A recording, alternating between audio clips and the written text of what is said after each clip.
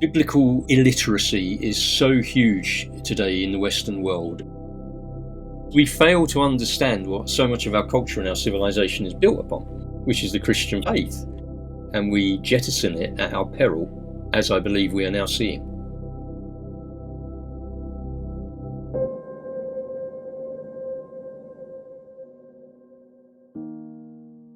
I'm reading a book called My Son, by Howard Spring. Absalom, oh Absalom, or something like that, but it's renamed My Son, covering the 1890s in Manchester, and it was written in about 1936.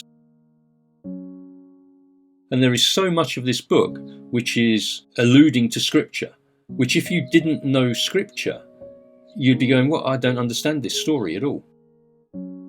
It's a secular story. You know, he's just met this guy called Captain Judas, who's a little bit of an eccentric old sailor.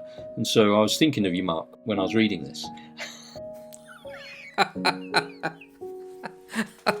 Wow, okay. Some of the language that he comes out with, it's all very Christian language, which if you don't know the Bible, you'd be going, what's he talking about, 30 pieces of silver? What's he talking about, I didn't deny my master?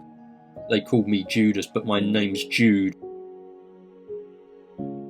You only have to read Wuthering Heights, and there's a tub-thumping old Victorian-era Christianity, churchianity, really. We've lost so much. I was chatting to my missus the other night about this. Kids don't know the old Bible stories, Daniel in the lion's den, Jonah and the whale, and all of these great stories which can teach you so much about life if you to actually learn the stories. They say there's only ever 7 archetype of stories that you can ever create. Everything is a rehash of an older story going back. And I think what's happened, we happen to have gone into a period in history, and it's a repeat. I could point to mid-18th century, early 19th century, very similar,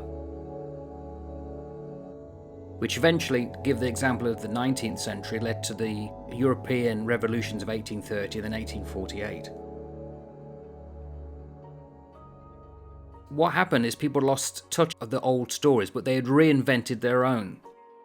But those reinvented stories were, they probably didn't realise it, the old archetypes that you find in the Bible.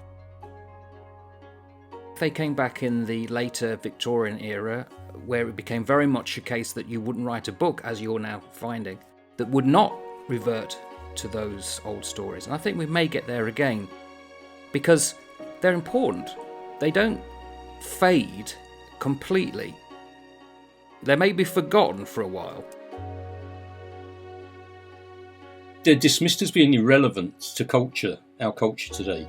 And you go, well, you clearly don't understand how to read this book. If you understood how to read this book, you would see that they are timeless and they are relevant not only to our culture, but to every culture. Because they speak of humanity writ large. If that ain't relevant to us little bipeds wandering the planet, I don't know what is.